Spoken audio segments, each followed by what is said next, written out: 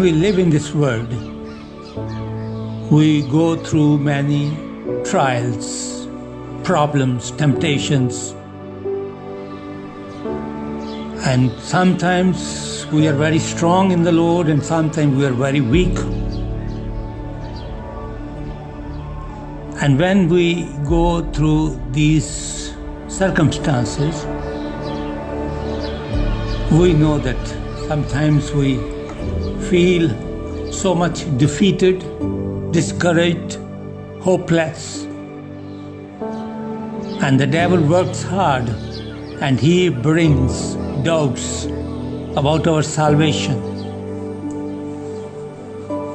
But that is the time when we have to come before the Lord and make a confession to restore our fellowship with Him, to be in